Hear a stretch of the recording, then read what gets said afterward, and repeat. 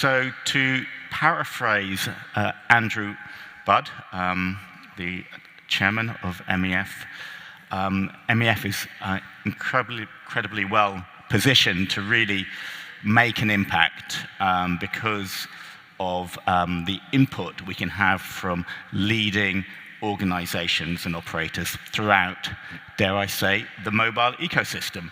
So, without further ado, I will introduce my panelists, starting with Dianne from Finance UK.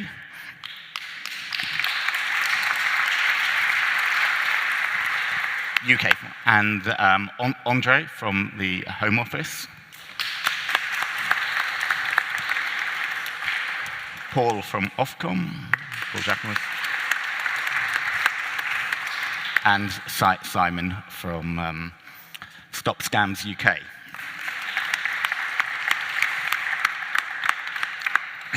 So, in no particular order, I'm actually going to start with Simon Miller from Stop Scams UK, and really intrigued to find out more about the organisation, and in particular want to ask you for your thoughts on an international code of conduct for the industry in relation to combating fraud. It's been a couple of particular bugbears for me advising clients when they have been victims of fraud in the chain. It's pretty daunting and really galling for them to be charged by other carriers, wholesale carriers in the chain, for termination fees, which include a profit element. So one of my bugbears is really, can we look at getting international code to stop parties effectively profiting from the fraud that's going through their wholesale? So that's just one element. I'll be interested to hear your thoughts and whether that's an element you're locking. I would also say that you should make sure in your contracts, which is different, that neither party should element profit from any external fraud committed on their system, because it really does make a difference what's written in those contracts. The amount of times I've really had to look at the wording of those contracts where parties actually being presented with a really horrific invoice from another carrier down the chain, which does create, include a profit element. So really very much interested to hear your thoughts, Simon, whether that's something you're looking at. Thanks very much, Danny. So I think the question was, what is Stop Scams UK, which I can almost certainly answer in a second, around international collaboration, the need for a code of conduct. So I'm not going to embarrass myself by asking how many of you have heard of Stop Scams UK. I've done that before, and I know not to do it in a public forum. But Stop Scams UK, as an organisation, well, we are an industry-led collaboration of responsible businesses drawn from across the technology, banking, and telecom sector, who have come together to find solutions or help find solutions to the scams emergency. So that's to tackle this tidal wave, this tsunami of scams that we've seen impact UK consumers, UK businesses, that's engulfing platforms and services. And we do that by providing some resource, some leadership, some trusted space for people to come together to have conversations that I might otherwise find difficult for reasons of privacy law, reasons of competition law, and to work together with subject matter experts to find technical solutions to the scams emergency. I'll give you a couple of examples of initiatives that we've brought forward. One is a 159 telephone service, the idea that you can call this short code phone number if you ever receive an unexpected financial call about a financial matter. And the idea is that it breaks the scam journey and it gives consumers something to do. We're doing a lot of work on data sharing, which I'm sure we'll have opportunity to talk about later, but it's all about finding new and innovative technical solutions that are scalable and replicable, that require multiple organizations or sectors to really bring value that no single organization could bring forward alone. And in terms of an international code of conduct, I think when you consider the fact that at least 70% of all fraud or scams have their origin or have an element that involves another jurisdiction, that the platforms and services that are most affected by scams are often global in reach, it's very clear that the UK is not going to solve this alone. It's also very clear that companies of that scale find localized initiatives difficult to deal with. So we need communal approaches. We need approaches that are the same, that are replicated to enable those economies of scale and to enable real reach to solutions. So that international collaboration, those codes of conduct, those shared initiatives and enforcement and what the industry response is expected to be are going to be critical to our ability collectively to tackle fraud and scams. Thank you. Thank you. And I'm going to ask Dianne Doodnath to tell us a little bit about your work at UK Finance. So UK Finance is a trade association for the banks and financial institutions. We have a number of different pillars. The area I come from is the economic crime pillar, so we look at everything from sanctions to AML through to fraud and scams. I focus on cross-sector collaboration initiatives, unauthorized fraud, which doesn't get as much publicity, but is actually quite a high proportion of victims, which is typically where your details are harvested either directly or indirectly to then make transactions on your cards or remote banking. So I work with other sectors to try and come up with initiatives, but also do a lot of lobbying work as well to try and get the narratives that we would like from our industry across the line. And if there was one regulatory change that you would like to see implemented, top of the list, Ooh. you know, of relevance to MEF members. Well, yeah, that's a good correction there, because I was going to say, obviously, from a scams perspective, it's quite public that purchase scams is a very big problematic area. So some sort of rule set around that environment that would make it a little bit more commensurate with the e-commerce environment for scams. But in the unauthorized arena, where we've done some high-level analysis, there's actually more telephony-related enablers. So further controls around that, which I know Ofcom are working on, and we've replied to their consultation, but they're very much needed, basically. The lion's share for unauthorized, which is the lion's share of volume, is telephony-enabled. Yep.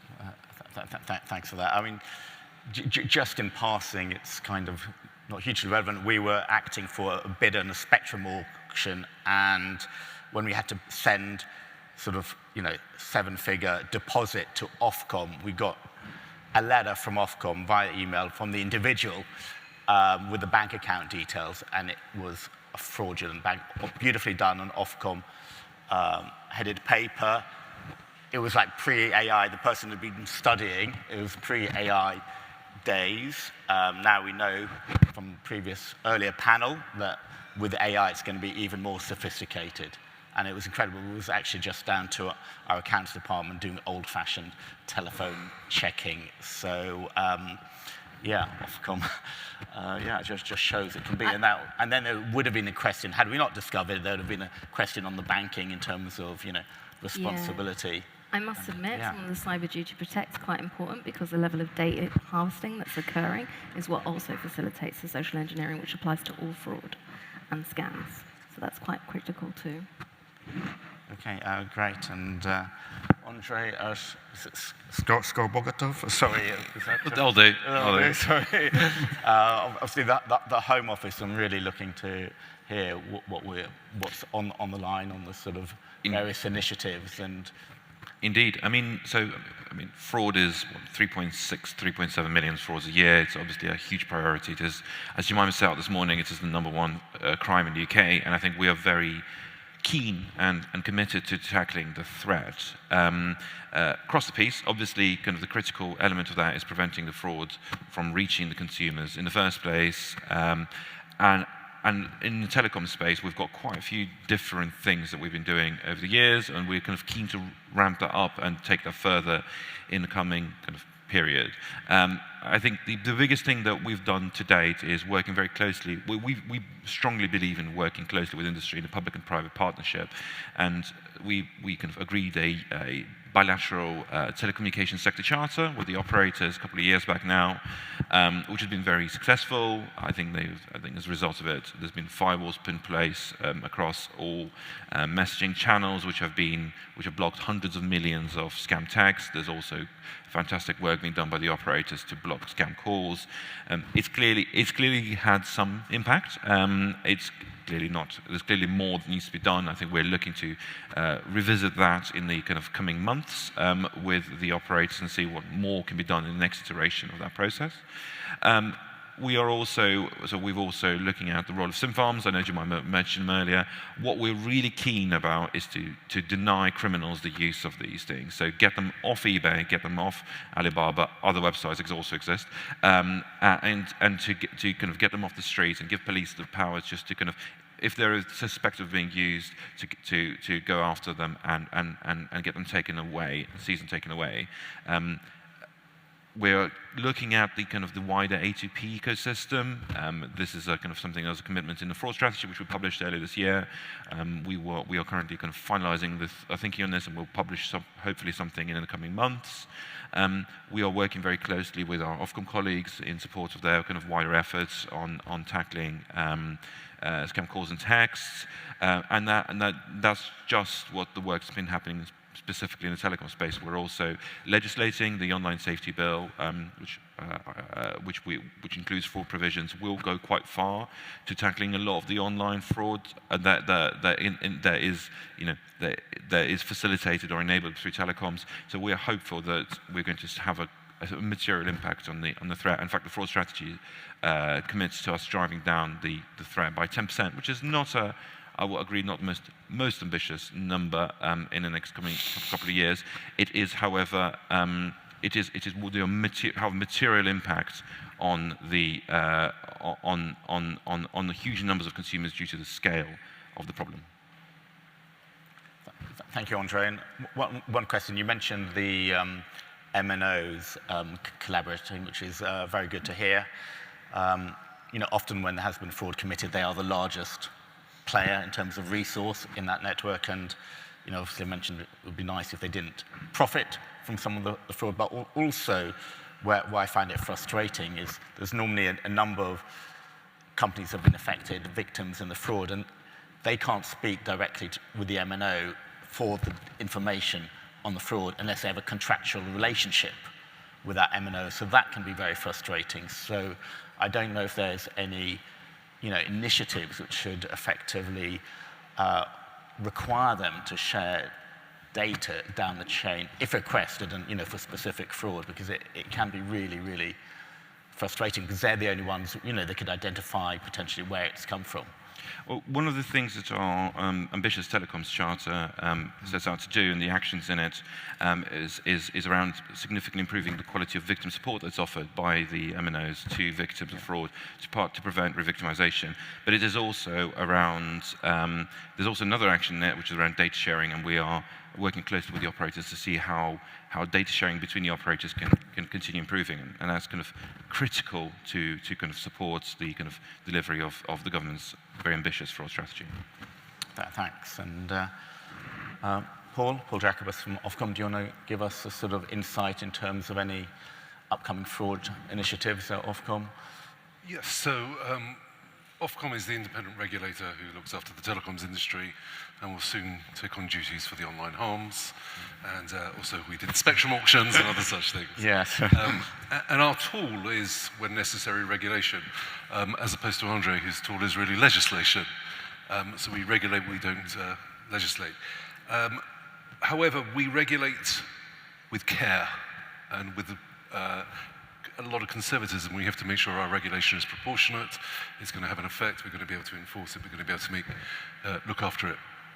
We prioritize working in cooperation with industry bodies such as those which are sitting up on the stage with me. In fact, we were instrumental in setting up Stop Scams UK because we felt there was a need for something like that within the industry. And we work alongside industry and help industry and encourage industry to do stuff on a voluntary basis, which can forestall the need for regulation and move much faster and much more agilely than if we were to do it just with a blunt tool of regulation at times.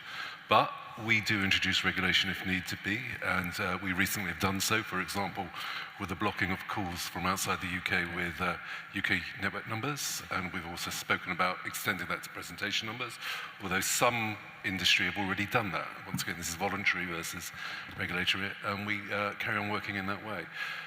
We look at the fight against scams and fraud not as a silver bullet or a whack-a-mole, but how do we understand the value chain of scammers across their whole journey? Telco, online, bank, shifting money around the country and so forth. And we go, where can you put grit in that value chain? Where can you make it more expensive for them to conduct their business? Because every time you do that, somebody's going to say, the marginal price player is basically going to drop out. Yeah. We have to keep on driving up that cost of them operating those scams. And by doing that on an incremental basis, again and again and again, we'll get to where we need to be. Good. It's good to hear. One we saw from the previous panel, companies such as TMT Analysis, NetNumberX Connect, using telecoms data that they've got in the fight to stop fraud. Now that really brings on a regulatory question in terms of whether we need more cooperation for the industry, and maybe Ofcom with the ICO and in Europe, the Data Privacy Board, the Data Privacy Board, because there's a limit. What we have got on the horizon is Schrem's case. He's the data privacy evangelist who brought down the EU-US data privacy shield in a court case ruling it was illegal. He's now brought a case against Telesign, which is involved in using telecoms data in fraud prevention. Telesign's owned by BICS. And if that succeeds, then the industry may need regulatory help in terms of really clarity, in terms of what they can do with telecoms data to use it legitimately and in compliance with GDPR and UK GDPR for fraud prevention. And there will be an Ofcom ICO element to that. And I just wondered if someone at Ofcom who's really looking at the data privacy impact on the telecoms industry, because these operators will need the guidance. So to be very clear, yeah. Data and GDPR is the remit of the ICO. It is not the remit of Ofcom. And I cannot emphasize enough, you need to take your own legal advice when you're sharing data. Yeah. Now, as somebody who looks to share data with other bodies within the regulatory sector, we have trouble with our own lawyers about what's permissible and what's not permissible, when is a gateway allowed and when it's not allowed. And I understand and I emphasize with industry when they struggle with that. Yeah. But it is the truth. You need to be cautious and take legal advice when you think about this. Data sharing is very possible. Stop Scams UK are putting out guides and working with industry to make sure people understand what is permissible. But it's not our remit as a regulator. Yeah, I know that's helpful. It looks good news for us. In terms of the requirement for legal advice. But I just wondered in terms of, it is important for the telecoms industry going forward. If I could chip in on this. Yeah, sure. This is a thank you, Paul, for those words. This is a conversation that Andrei and I have on a fairly regular basis. I'd like to think that on a points basis I'm winning this conversation. But the law is absolutely clear that you can share data, but there are a whole series of tests that you have to meet. I think the key question is whether the function of the law has kept pace with the scale of the challenge that so many businesses face. Mm-hmm. Our view as an organisation, and we are getting data sharing initiatives off the ground, is that there is much more that could be done in guidance terms and in clarificatory terms to make it clear that, handled correctly, data sharing is not just allowed, but it is encouraged, but with all of those necessary safeguards. So what we're pushing for is not a wholesale change to the regulatory framework. Yeah. It's clear what you can do, but greater clarity on how you can go about it effectively and in a way that meets the scale of the challenge. And we think we're going to be doing some work with the ICO in due course on this. We're looking forward to that. But as Paul says, absolutely clear that you have to get your own legal advice on this. That is the bottom line. But we can make getting that legal advice easier, faster, and more enabling. And I think that's the challenge that we all, but with policymakers, need to meet. Strategically, though, there isn't kind of a kind of a key point. I mean, the law is clear that you can share data for the purposes of prevention of fraud. You need to do it in the right way, of course, and ICO will be critical in this space. But I do think there is a kind of a cultural shift as well in terms of how data is shared, and it kind of the presumption needs to be that we must be trying to do so through kind of on entirely legal means, of course, but. I think at the beginning of every kind of cross-industry project, kind of the option of data sharing must be there. There is so much data out there. There is so much ability to use it to prevent crime that it's a shame when it's a crying shame when it's not being used. Yeah, I think from our experience, we've seen different types of data used for different purposes. So it might be reference data to help banks understand what genuine looks like, so then they can look at fraudulent more aggressively. Same with telecoms, I suppose, as well, because we've got that on D&O list. But there are mechanisms to do it. We did a particular project with the mobile networks where we shared a number of cases that had occurred, which it actually didn't specify how they were enabled, because they were all types of scams. But what we found was there were unique attributes in relation to impersonation scams, which are typically enabled by telephone calls. And the propensity was high enough from the modeling data to actually turn that into an API that can give you a live insight of how risky a transaction may be relative to some of the additional activity that the customer's undertaking. So it can be done, but it's not easy, and you do need people thinking outside the box of how do you test this and prove it? Because the data doesn't now need to be ongoingly shared. It's the data points you've now identified that are indicative as to how risky the call is. Yes, thank you very much. Good to hear that. I'd like to take the discussion, well, slightly different tangent, is, when one's been fortunate, not being quite the right word, to have actually discovered the fraudster. Often UK company law and insolvency law allows them just to hide behind their incorporated company. We call it the corporate veil in legal terms, and it's really frustrating to see these fraudsters just coming up again and again through Phoenix companies. And I just wondered, if Andrei, if there's any movement or looking at people, whether it's Home Office or looking at legislation to just make it harder for the fraudsters just to keep on reappearing. There's no elements to that. There is also the financial cost of actually having to appoint an insolvency practitioner who will then go after the fraudster if they're lucky, personal assets. Again, that fraudster can, has generally got a decent case to hide behind the veil of incorporation, or if it doesn't, it costs money to bring that, and then generally it might be one carrier that's funding the insolvency practitioner case. If there's any money left over after the insolvency practitioner's fees, it gets divided amongst all the creditors. So I just see time and time again the fraudsters just getting away with it, certainly in the UK, because of UK company law and insolvency law. So I just wondered if... So I wouldn't pretend to be an expert on UK company law. I mean, to reassure, we are, alongside the Online Safety Bill, we've got the Economic Crime and Corporate Transparency Bill, which is about to, which is shortly about to get royal assent, and which should represent kind of a significant improvement in the operation of Companies House and kind of other elements of companies law around that. I would also say that we are looking at other elements in the Fraud Act, which is some of it's about to start, around the operation of the criminal justice system. What I would say is I'm not an expert in the civil elements of this stuff. I would also say that if a fraud's been identified, it should be pursued. It should be reported to the police, and if the police take it up, they will prosecute. Well, they've identified, and there are leads to follow, and there is a case to be built. They will prosecute and they will convict, and we're looking at kind of trying to firm that up and to kind of ensure that there is a proper deterrent to potential fraudsters. But that's very much from a criminal perspective. Yeah. From a civil perspective, I'm afraid I'm not an expert. Yeah, no, that's fine. But anyway, that's something to put on your colleagues' to-do list.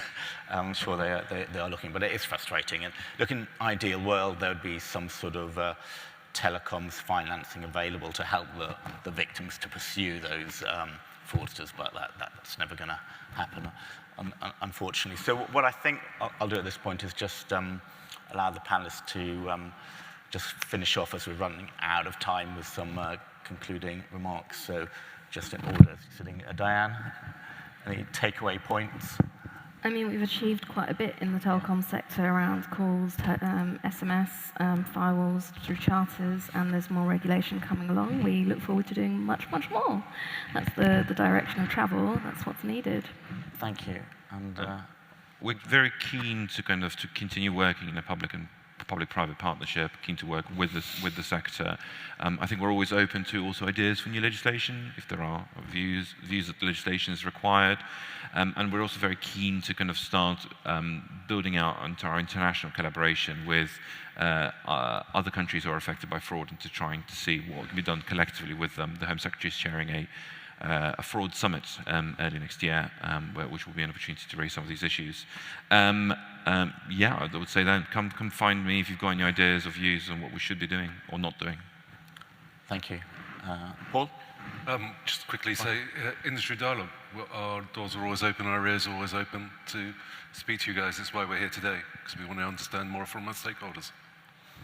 Thank you. And Simon? I think my closing words are just almost a reiteration of what's just been said. We do more when we work together. As an organisation, Stop Scams UK exists to help and enable that. We work very closely with each of the parties represented here.